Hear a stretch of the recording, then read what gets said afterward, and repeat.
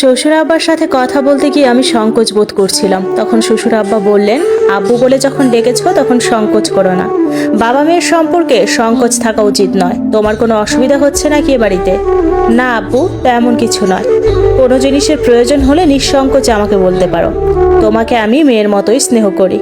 শ্বশুরের কথায় ভয় অনেকটা কেটে গিয়েছে। ওনাকে যতটা খারাপ মনে করেছিলাম হয়তো ততটা খারাপ নন।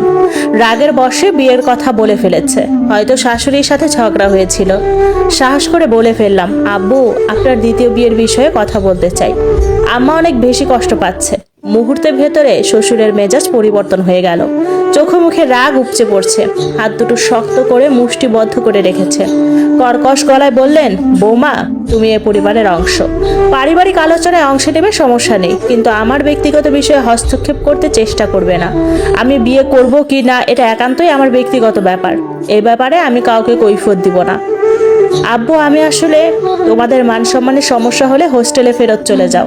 চাইলে বাসা ভাড়া নিয়েও থাকতে পারো। মাসে মাসে টাকা পাঠিয়ে দেওয়া হবে। দরকার হলে তোমার শাশুড়ি আম্মাকেও সাথে নিয়ে যেও। এখন আসতে পারো। হতাশ হয়ে ঘরে ফিরে এলাম। শ্বশুর আব্বা যে এমন করবেন বুঝতে পারিনি। ভেবেছিলাম উনি আমার কথা শুনবেন, হয়তো শাশুড়ি মায়ের কষ্ট বুঝতে পারবেন, কিন্তু উল্টোটা হলো।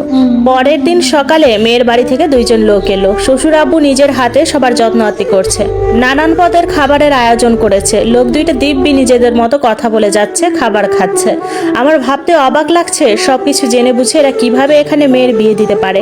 যেখানে পাত্র বিবাহিত, তার ছেলে পর্যন্ত বিয়ে করেছে, সেখানে কিভাবে মেয়ের বিয়ে দিতে পারে। ওনাদের সাথে কথা বলে জানতে পারলাম মেয়ের বয়স 22 বছর। মেয়ের বয়স শুনে মাথায় বাজ পড়লো আমার। এখনকার যুগে 22 বছরের মেয়েকে এক ছেলের বাপের সাথে বিয়ে দিচ্ছে, যেখানে পাত্রের বয়স 50+। লোক দুটো যাওয়ার সময় আমাকে উদ্দেশ্য করে বলল, তোমার নতুন শাশুড়ি আসছে, সবকিছু নিজের হাতে ব্যবস্থা করবে। আমি কোনো প্রকার উত্তর দিলাম না, হতভম্ব হয়ে বসে রইলাম। লোক দুইটা যাওয়ার পর থেকে বাড়ির পরিবেশ একদম ঠিক হয়ে গেছে। শাশুড়ি মা নিজের মতো কাজ করে চলেছে, আমাকে এটা ওটা হুকুম করছে। আমিও সেগুলো নীরবে পালন করে চলেছি। এতে যদি ওনার মনে একটু শান্তি লাগে তাহলে তাই হোক। মনিরুলও ব্যাপারটা নিয়ে তেমন গুরুত্ব দিচ্ছে না। ঘড়িতে তখন বিকেল 4টা। শাশুড়ি মা বারান্দায় বসে আছে, হাতে একটা গল্পের বই। পাশেই চানাচুরের বাটিটা খালি পড়ে আছে। ওনাকে দেখে বড্ড মায়া লাগছে আমার। হয়তো একটা মেয়ে হওয়ার দরুন শাশুড়ি মায়ের কষ্ট কিছুটা হলে অনুভব করতে পেরেছি। শাশুড়ি মা সারাদিন সকলের জন্য নানান রকমের রান্না করছেন, বাড়ির সবকিছু একা হাতে সামলেছেন। আমাকে এটা ওটা এগিয়ে দিতে বলেছেন। কতটা কষ্ট লুকিয়ে স্বাভাবিক হয়ে আছেন ভাবলেও গায়ে কাঁটা দিয়ে উঠছে। 7-5 ভাবতে ভাবতে ওনার পাশে গিয়ে বসলাম। আস্তে আস্তে বললাম, আম্মা চানাচুর এনে দিব?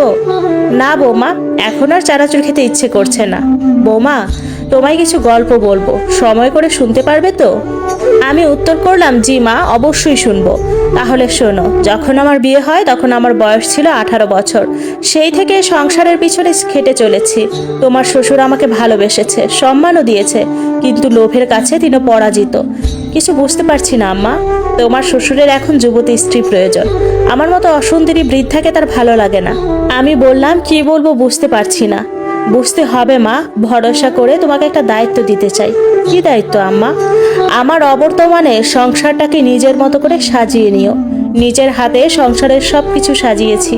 ছেলেটাকে খুব যত্নে মানুষ করেছি আমি। ওকে কখনো কষ্ট দিও না। আমি বললাম, আমার যথাসাধ্য চেষ্টা করব, কিন্তু আম্মা আপনি ভেঙে পড়বেন না। আব্বু আবার বিয়ে করবেন না। আমরা ওনাকে বোঝাতে সক্ষম হব। 30 বছরে যে মানুষটাকে চিনতে পারলাম না, 7 দিনে তুমি তাকে চিনতে পারবে? কোনো উত্তর দিতে পারলাম না, চুপ করে রইলাম। শাশুড়ি মা গল্পের বই হাতে নিজের ঘরে চলে গেলেন। হতাশা ঘিরে ধরছে আমায়। এ কেমন অদ্ভুত অনুভূতি। শুধুমাত্র শাশুড়ি মায়ের প্রতি সহানুভূতি, ভালোবাসার জন্য এমন অনুভব হচ্ছে আমার, নাকি ভয়ের কারণে? কোথাও শুনেছিলাম ছেলেরা বাবার মতো হয়। সেদিন রাতে শাশুড়ি মায়ের সাথে বসে খাবার খেলেন শ্বশুর আব্বু। ঘরে যাওয়ার আগে গম্ভীর গলায় বললেন, মনিরুলের মা ঘরে এসো, তোমার সাথে কথা আছে। শাশুড়ি মা নির্বিকারভাবে ওনার সাথে চলে গেলেন। পরদিন সকাল থেকে বাড়ির পরিবেশ একদম স্বাভাবিক। শাশুড়ি মা নিজের মতো সব কাজ করছে। শ্বশুর আব্বু, মনিরুল এরাও স্বাভাবিক। শুধুমাত্র আমিই স্বাভাবিক হতে পারছি না। আগামীকাল শ্বশুর আব্বুর বিয়ে। এ কদিনে শাশুড়ি মাকে একবারও কাঁদতে দেখিনি। মনিরুল এ ব্যাপারে সব থেকে বেশি উদাসীন। বিয়ে ভাঙার কোনো চিন্তা তো নেই, বরং বাবার বিয়ে খাওয়ার জন্য উৎফুল্ল হয়ে আছে। নিজের হাতে নতুন মায়ের জন্য শাড়ি গহনা কিনছে। একটু আগে গেছে ফুলের অর্ডার দিতে। শ্বশুর আব্বুকে বিয়ের বিষয়ে কিছু বলার সাহস করতে পারিনি। মনিরুলকে কয়েকবার বলেছি বিয়ে আটকাতে না পারলে আমাকে বাপের বাড়ি রেখে এসো, আমি এখান থেকে চলে যেতে চাই। কিন্তু তার এক কথা, বাবা বলেছেন ওনার বিয়ে হলে তারপর আমরা যাব। আজকাল মনিরুলকে দেখলে বড্ড বিরক্ত লাগে আমার। কেমন ছেলে সে, মায়ের কষ্ট বুঝতে পারছে না, এমনকি নিজেদের মান সম্মানের কথাও চিন্তা করছে না, বাবার অন্যায় আবদারের সায় দিয়ে যাচ্ছে। ঘড়িতে তখন রাত 11টা। শ্বশুর আব্বু আর মনিরুল ঘুমিয়ে পড়েছে। শাশুড়ি মা কোথায় আছে বলতে পারি না। মানুষটা আজকাল রোবটের মতো আচরণ করে। আমার চোখে ঘুম নেই, কিছুই ভালো লাগছে না। আশেপাশের লোকজনের নানান কথা আমার মনটা বারবার বিষিয়ে দিচ্ছে। শ্বশুরকে নিয়ে বললে হয়তো দাঁতে দাঁত চেপে মেনে নিতাম, গায়ে লাগলেও মনে লাগতো না, কিন্তু ওরা মনিরুলকে নিয়েও বাজে কথা বলছে। এই তো সকালে পাশের বাড়ির মনিরা ভাবি এসেছিল, হাতে করে পেয়ারা মাখা নিয়ে এসেছে। আমাকে ডেকে পেয়ারার বাটিটা হাতে দিল, তারপর ব্যঙ্গ করে বলল, তোমার শ্বশুর শাশুড়ির প্রেমের কথা জানতে তো? আমি এসেও দেখি একজন অন্যজনকে রেখে কিছুই মুখে তোলে না। তোমার শ্বশুর কতদিন আধা খাওয়া খাবার নিয়ে বাড়ি ফিরেছে আমি নিজের চোখে দেখেছি। সেই সম্পর্ক আজ ভাঙতে চলেছে। পুরুষ মানুষকে বিশ্বাস করতে নেই। তুমি তো আবার সেই লোকের ছেলেকে বিয়ে করেছো। না জানি তোমার কপালে কি লেখা আছে। ছেলেরা বাপের মতোই হয়। লজ্জায় মাথা নিচু হয়ে এসেছিল, চাইলেও কিছু বলতে পারিনি। বলতে খুব ইচ্ছে করছিল মনিরুল এমন নয়, কিন্তু মনিরুলের উদাসীনতা আমাকে বলতে দেয়নি। বৌমা, এত রাতে এখানে হাঁটছো কেন?